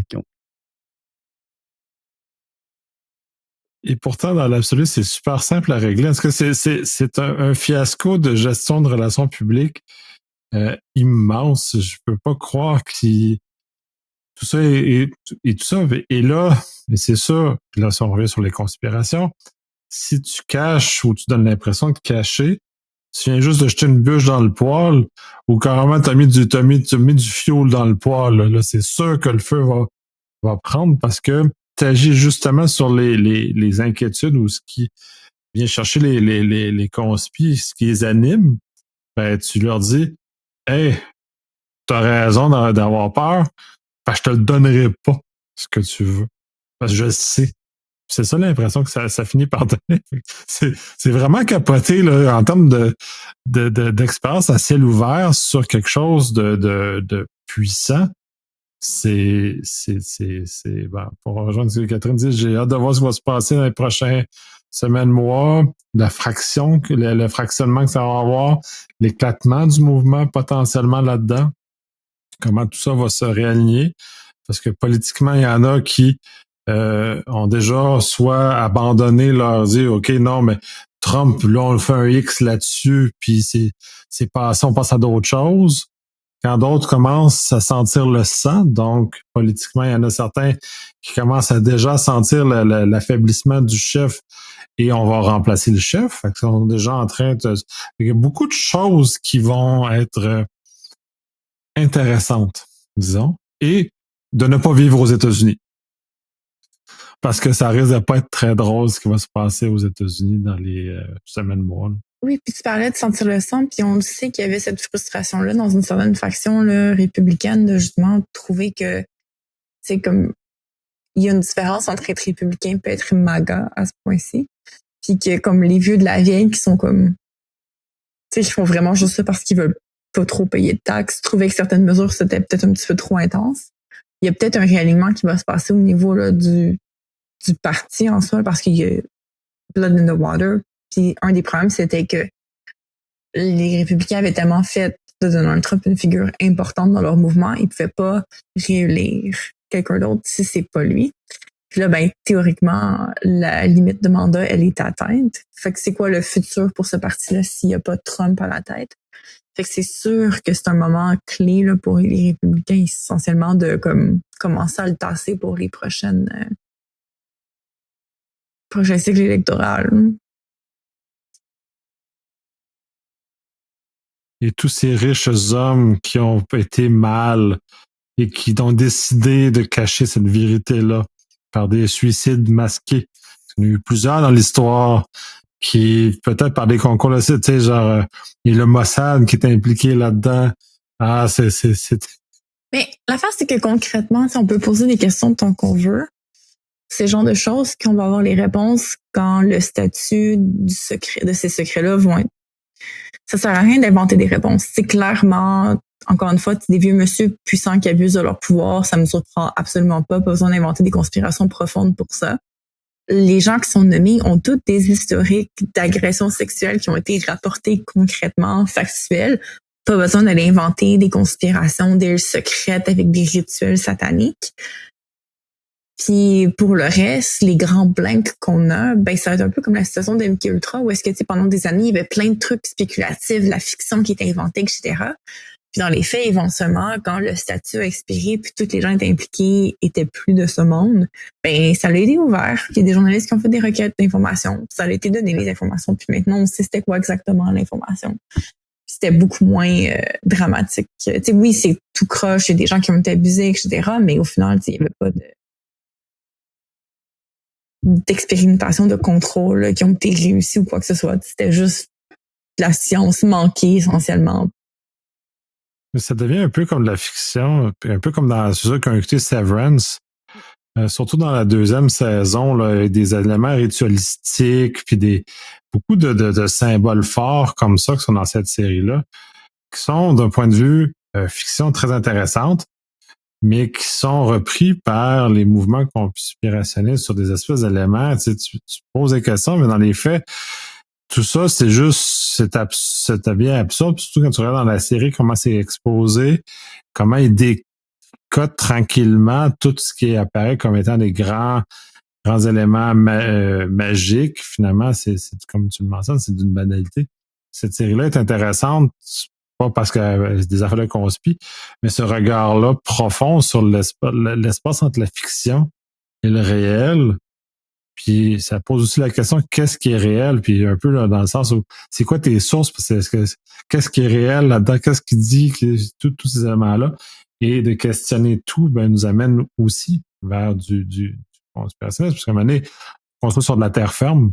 Si on est juste sur du sable mouvement tout le temps, on finit par être absorbé et disparaître dans cet univers-là. Qu'est-ce que t'en penses ça en tant que journaliste? Oh boy. Je ne sais pas. Je sais pas. Je pense que c'est pas évident. T'sais, on n'a plus de. Il y a plus de. En même temps, c'est bien. Il y a un côté positif à ne pas avoir de gardien de la connaissance. Mais en même temps, en ayant pu, ben, on vit pas nécessairement tous dans le même monde. Alors qu'avant, ben, on regardait le même bulletin de TV, on lisait le même journal. Puis on avait à peu près tous les mêmes informations, puis on pouvait débattre sur une quantité d'informations limitées, disons. Je sais pas, j'ai pas vraiment de solution. Je pense qu'il y a du bien à la démocratisation de l'information, mais on n'a pas encore, ça va prendre du temps, là. Je veux dire, quand ils ont inventé la presse, il y a eu quoi, 100 ans de guerre complètement sanguinolente en Europe. Fait que, tu sais, l'invention de l'imprimerie, ça a changé le monde. Fait que, tu sais, je pense qu'on n'est pas sorti des bouleversements de ça. On va peut-être réussir, là. Éventuellement. Mais ce que j'aimais dans ton approche, c'est que tu mentionnais un peu quelque chose qui ressemblait au protocole scientifique, tu sais, comme on faisait des expériences en sciences à l'école, là, où est-ce que c'est une hypothèse. Puis là, ton hypothèse, c'est oui, non, puis t'es pas attaché émotionnellement à l'hypothèse.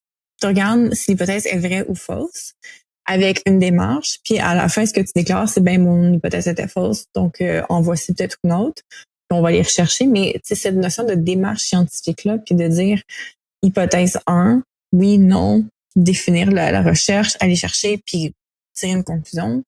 Je pense que c'est intéressant comme démarche d'y aller d'une façon quasiment un protocole scientifique pour faire ce genre de recherche-là. Si c'était aussi froid que ça. Tu sais, dans le sens que tu penses que t'as une nouvelle, puis que c'est gros, puis que tu sais, il y a un attachement émotionnel, mais il faut quand même que tu sois capable de prendre ton pas de recul puis de dire, oui, malgré que je suis enthousiaste face à la révélation de cette hypothèse, je suis en train de pas voir les choses qui l'infirment, qui disent que c'est pas vrai. Là. Fait que, tu sais, c'est... En tout cas, je pense pas que... J'imagine pas les journalistes avec des sarraux blancs froids avec leur note. C'est plus... Il y a un côté un peu plus passionnel que ça là, dans ce travail-là. Mais tout le temps... Mais oui, tu pars avec une hypothèse puis tu essaies de la contredire. Je veux m'assurer qu'il n'y a pas de truc dedans. Là. Mon film, pourquoi, Nicolas? Ben, pour un peu relancer ce que ça me disait, moi, c'est la grande déception que quand l'arrivée d'Internet, donc j'étais adolescent à ce moment-là, il y a fort longtemps avec des CD, avec des comme tu dis, des bains écrasés. On avait des disquettes, puis on avait des modems qui faisaient une musique étrange. C'était, pour moi, la libération de l'information. Un peu comme ça, me disait. Pour moi, c'était, on va rendre disponible l'information au plus grand nombre possible. Donc, socialement et collectivement, on va s'améliorer énormément parce que maintenant qu'on a l'information, on va aller plus loin. Le constat, c'est que c'est peut-être trop court, ça rejoint un peu ça, peut-être dans 200 ans, ça va avoir des effets positifs. Mais à l'heure actuelle, ce que je constate, ça a l'effet contraire à ce que mes espérances, c'est-à-dire ça amplifie le négatif, ça amplifie les conspis, ça amplifie la propagation de mauvaises informations, ça conforte les gens dans des positions qui sont malsaines, à bien des égards. Et ça nous amène pas dans l'utopie que j'avais, qui est propre à l'adolescence par ailleurs, là, cette vue un peu restreinte de la complexité du monde. Ben, je demeure encore avec cette déception-là que je pensais que l'ère de l'information nous allait nous amener, on va tout être informé, ça va être merveilleux, tout des choix éclairés, et clairement pas. Voilà. Et je me retrouve à travailler dans un domaine qui travaille un peu pour essayer de préserver le peu de vérité ou de stabilité dans cet univers-là avec mon petit chapeau. essayer de maintenir un peu d'ordre à travers ça, mais puis à travers les podcasts qu'on enregistre aussi, tous ces éléments-là, mais il y a beaucoup plus d'efforts finalement à déconstruire les problèmes qu'on a créés avec l'Internet que à ce sens-ci, au niveau de l'information, il y a d'autres avantages de l'Internet, mais au niveau de la propagation de l'information, c'est pas le résultat attendu pour moi, pour ma part. Mais en même temps, sur l'Internet, on serait pas amis. Ben, c'est ça, il y a d'autres éléments. On ne pourrait pas enregistrer des podcasts qu'on fait là, on pourrait pas. Il y a beaucoup d'avantages par ailleurs. Là, mais je me limite à la propagation de l'information, qui est ma déception. Pour le restant, oui, il y a des choses, une fluidité, on rencontre des gens, il y a beaucoup de choses qui sont vraiment, vraiment chouettes, là, heureusement. Heureusement, là, parce que sinon, ça serait juste un désastre sur toute la ligne. Là. Il y a beaucoup de choses quand même que ça, mais peut-être comme ça me disait, après l'invention de l'imprimerie, il y a eu beaucoup de guerres, beaucoup de sang qui a coulé en Europe. Probablement qu'Internet a le même effet d'ouverture des esprits sur un monde nouveau et ça va nous amener dans des zones de turbulence plus qu'on aurait souhaité ou plus que moi, adolescent, aurait fait ça. Moi, je voyais, on a des autos volantes, on va dans l'espace, on est sur Mars, tout le monde est heureux, on découvre de nouveaux mondes. C'est un peu de science-fiction, là. J'aime beaucoup la science-fiction, c'est peut-être pour ça aussi, là. Bref. Sur ce, un épisode de pratiquement 2 heures. On avait beaucoup de choses à dire. Merci aux gens qui sont encore avec nous jusqu'à la fin. Sam, je t'invite à mettre... Ou un petite bouchée. Sam, je t'invite à mettre ton chapeau juste pour les derniers mots avec nous, pour qu'on soit les 3 ensemble. Prends le moment. Là. Je sais, pour ceux qui ne savent pas, il fait vraiment chaud pour vraiment le chapeau d'aluminium, c'est horrible. J'ai l'impression de faire cuire mon cerveau en ce moment, mon pauvre cuir chevelu. Merci d'avoir été avec nous pour cette émission de collaboration complètement weird et hors sujet habituel. Merci Nicolas Lewick d'être rejoint à moi et Sam pour justement aller parler de Epstein Files. Merci les gars d'avoir joué le jeu des chapeaux d'aluminium pour l'émission. Si jamais vous avez aimé ça, on serait curieux. Écrivez-nous des messages, dites-nous ce que vous en pensez. Puis aidez-nous à faire connaître le balado en le partageant, en donnant des étoiles, des petits thumbs up, etc. On remercie DJ Mouton pour l'éducation sonore, toujours comme d'habitude. On remercie la communauté d'avoir été avec nous aujourd'hui et on se dit à la prochaine pour un épisode sans chapeau d'aluminium. Oui, à la prochaine. Bye bye.